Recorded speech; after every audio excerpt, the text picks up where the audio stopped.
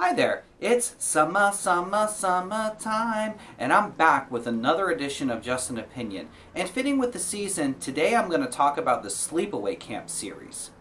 The franchise started off with a solid and very cerebral flick, but after that it went in the direction of the slasher genre with a sardonic twist. Some enjoy the films as a whole, and other fans and even cast members really draw a line between the two separate directions of the franchise. I really can't rank these since there's only 4 and 1/16 films involved. I'll explain later. So I'm just going to go through the series and discuss each film individually. For the most part, I love this franchise and I would dare rank it just under the big 3 of Friday the 13th, Nightmare on Elm Street, and Halloween. Its killer, Angela, was a unique and evolutionary character in horror that deserves more recognition. Just an opinion. Now just a heads up, this review will contain some violent scenes and some spoilers, so consider yourself warned. We start things off with the original Sleepaway Camp. This flick was seemingly a whodunit slasher film, but the ending revealed just how psychological the feature really was. The backdrop is a summer camp where someone is knocking off people one by one. Hey, Baba Reba! What the hell are you doing here? I bet the rest of the boys will be interested in seeing you.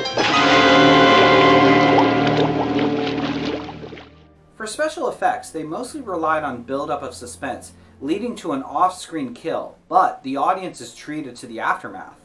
The victims, for the most part, are kind of the mean kids and the mean camp counselors. Angela, I am waiting for an answer. Yes or no? God damn it, answer me, Angela, answer me, God damn it, answer! At first, it's almost a bit of a morality tale. The killer, perhaps, taking a stand against bullies and creepy pedophiles. There ain't no such thing as being too young. But the murder spree does take a dark turn eventually. Are you all right? Angela! Are you okay? Angela, can you hear me? The end revealing a deranged Angela as the killer. But that's actually not the surprise. The shocker really was. God, she's a boy. This plot point connected some of the dots from earlier in the flick, including the very bizarre beginning. Angela, isn't there anything special my little girl would care for?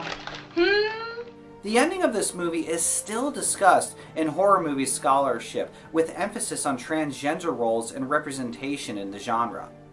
I will say the charm of this feature is Felissa Rose and Jonathan Tiersten as Angela and Ricky.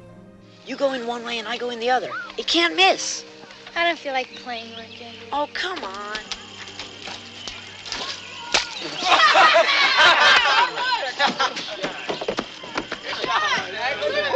Fucking bastards are gonna pay for this! Cocksuckers! Pricks! They gelled so well in their roles as cousins.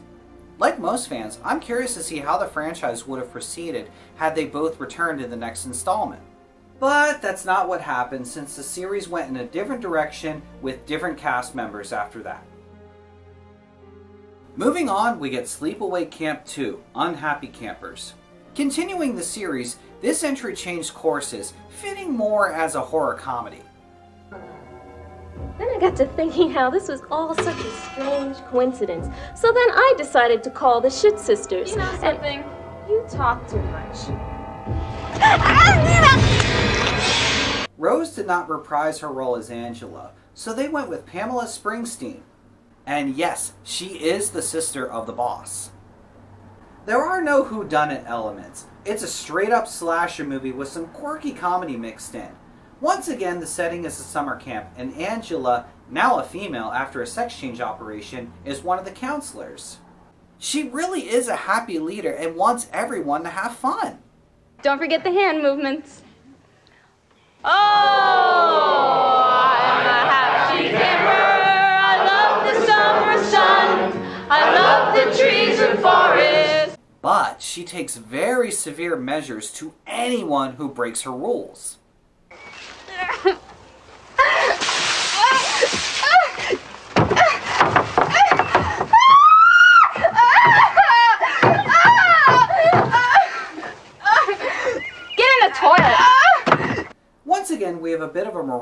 tale, but this one is more tongue-in-cheek, as Angela is very matter-of-fact as to why she's killing her victims. That's what you get for not obeying your counselor. And here's what you get for telling evil stories and having such a filthy mouth. There is some major dark comedy involved as well.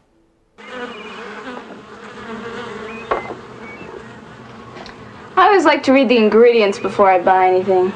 You'd be surprised what they put in food these days. I mean, some of that stuff is poison. What makes this picture different from other big franchise knockoffs is how much of a satire it is. What are you looking for? A gun? No? A drill. The bad campers are so over the top that it's almost impossible to feel any sympathy for them.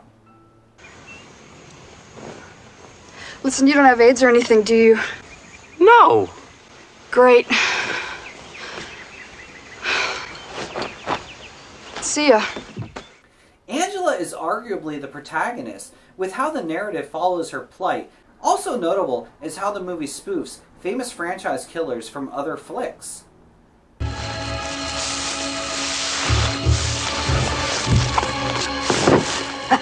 Asshole! You almost broke my machete. Help me find my glove. Damn, where'd you put it? If I knew that, I'd have it. Overall, this feature is more fun than anything. It took the franchise in a different direction, but I was a happy camper with all the results. Next up, we get Sleepaway Camp 3, Teenage Wasteland. This flick was shot back to back with the previous installment. I'm not really sure why, but I guess it was a time that they were cranking out horror sequels very quickly.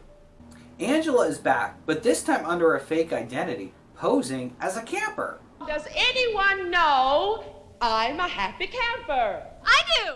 I guess she really just loves camp. The narrative is very similar to part 2, but they really doubled down on the eccentricity of the cast of characters. You heard me the first time!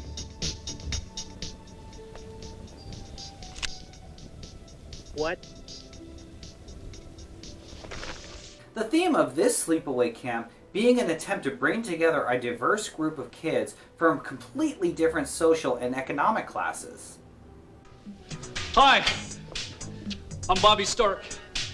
Is the seat taken? That's not real, is it? That being said, I don't think Angela really had to look too far to find those who violated her moral code. Why are you doing this to me? Because you're a cheerleader, a fornicator, a drug taker, a nasty, snotty bigot, and besides that, you're real nice.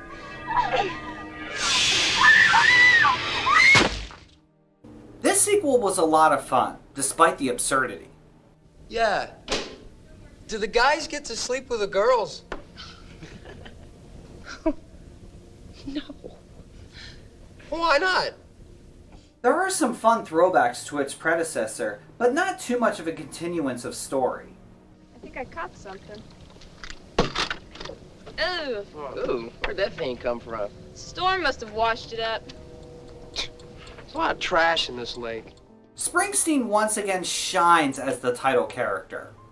She has a dark charm, which makes her both hilarious. Ooh, Where'd you learn to chop wood like that? I've never chopped wood before, but I've chopped other things. And pretty creepy sometimes. You gonna kill me too? While having a bit of an ambiguous ending, it's hard to know if the plan was to continue from this point or not.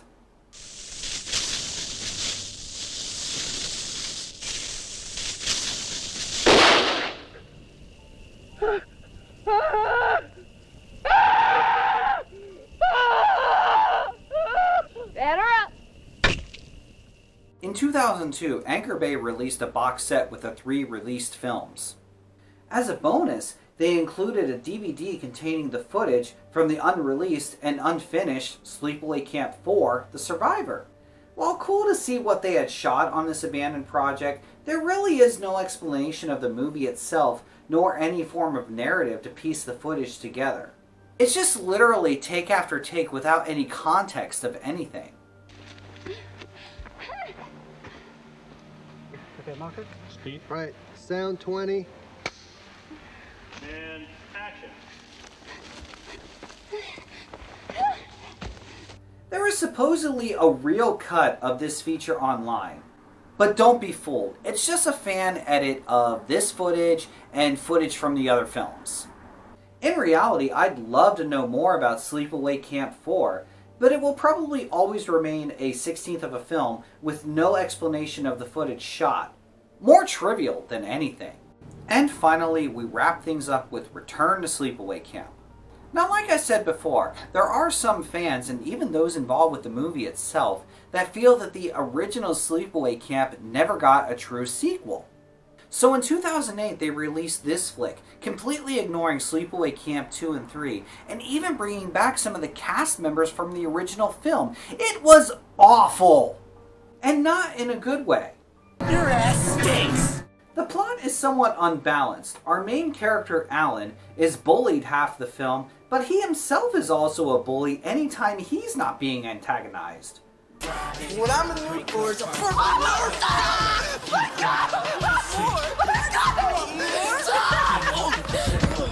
don't want to be messing like that, Alan.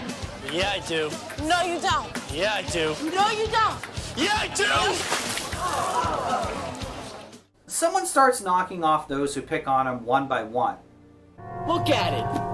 It's as sharp as a fucking spike. Maybe. Yeah, I can't tell. It's too dark down there. What are you talking about? I can see it perfect.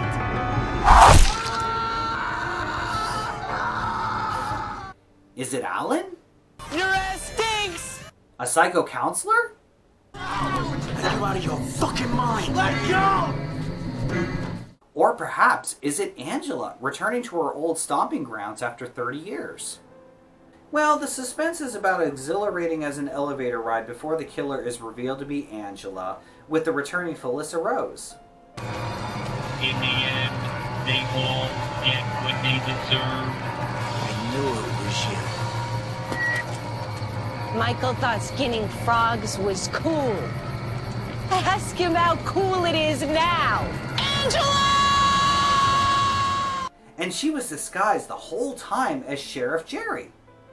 After 35 years of smoking, I lost my larynx to cancer. Hey, dude! Can you play Intergalactic on that thing? Maybe later. And she probably would have gotten away with it too if it weren't for those meddling kids. Having enjoyed Sleepaway Camp 2 and 3, I still was excited over the announcement of this film. But what we got was a lazy, unoriginal horror film that seemed about 85% complete, but then was retold as a Sleepaway Camp sequel with some cast additions and some story adjustments. Don't get me wrong, I loved seeing Ronnie, Ricky, and Angela reprise their roles. Well, here I am. Is that Ricky? Ronnie, what the hell are you doing here? I was gonna ask you the same thing. But in the end, I was just more disappointed than anything. Your ass stinks. Thank you so much for watching, and please do leave a comment. I'll be back soon, but this time I'm going to return back to television and I'm going to talk about more scary sitcoms. I hope you check it out.